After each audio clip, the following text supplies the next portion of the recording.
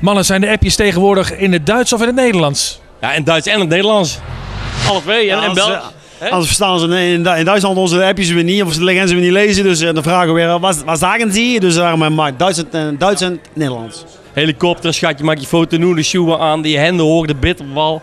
Alle liedjes die we nu maken, zeg maar, die komen zeker weten eigenlijk in Duitsland ook wel uit, toch? 22 singles uit in Duitsland nu. Gekkenhuis. Hoe is het voor dit jaar? Wat is de planning? Nou, we gaan eerst naar de zomerplanning, hè. Want dit is nu een single voor tussendoor.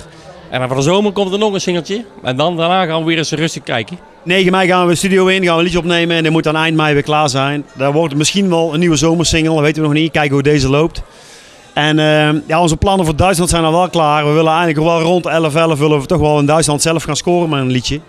En zijn we even aan het brainstormen wat voor soort liedje. We zijn een beetje alles bij elkaar aan het vegen en kijken wat het beste voor ons is. Dus, maar laten we eerst Nederland even doen en dan Duitsland. Ja, in Duitsland verdienen we op dit moment het meeste geld. Zo simpel is het gewoon met onze liedjes. En er is, vanuit Duitsland komt ook heel veel vraag naar of we op willen gaan treden in Duitsland. Maar daar moet wel een plan achter zitten. Er moet niet zomaar één keer op gaan treden, want dan ben je 2 of 3 dagen weg. We moeten wel een mooi plan maken met een goed liedje en veel tv-optredens rondomheen. En dat we echt kunnen gaan scoren in Duitsland. Net wat je zegt, er gaat zoveel tijd in zitten. We hebben nu een paar tv-optredentjes gedaan in Duitsland, zeg maar. Ben je gezegd al 1 dagen onderweg.